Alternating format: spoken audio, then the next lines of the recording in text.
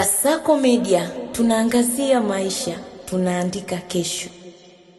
Taarifa kwa umma kuhusu picha mjongeo, yani video zinazosambaa kwenye mitandao ya kijamii kuhusu bidhaa za vilainishi engine oil. Taarifa hiyo imetolewa leo 13 mwezi wa pili 2026 jijini Dar es Salaam.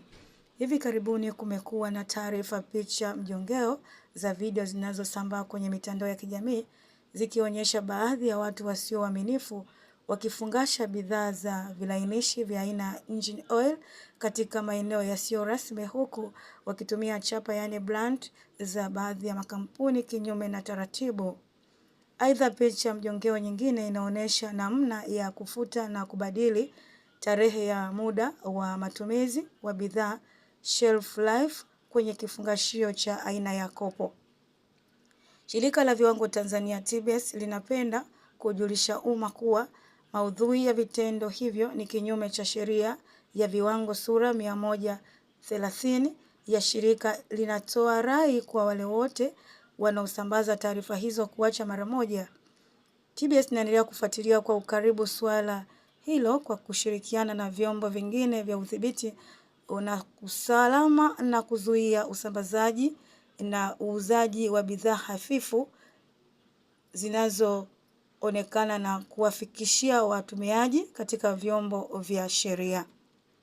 Shirika kupitia mfumo wake wa udhibiti linaendelea kushirikiana kwa ukaribu na wadau wa sekta husika ili kuhakikisha bidhaa za vilainishi zinaendelea kukidhi matakwa na viwango husika ili kuhakikisha mteja anauziwa bidhaa hiyo kwa usahihi. Aidha, shirika linatoa wito kwa umma kutoa taarifa kupitia kituo cha huduma kwa wateja kwa namba 0800110827, ofisi ya TBS iliyo karibu nao au ofisi ya mashauri pindi wanapobaini maeneo matendo yasiyo rasmi yanayojumuisha na uzalishaji au uuzaji wa bidhaa hizo.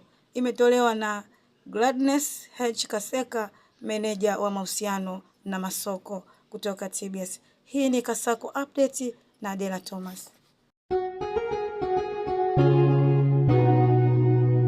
Kasako Media, tunaangazia maisha, tunaandika kesho.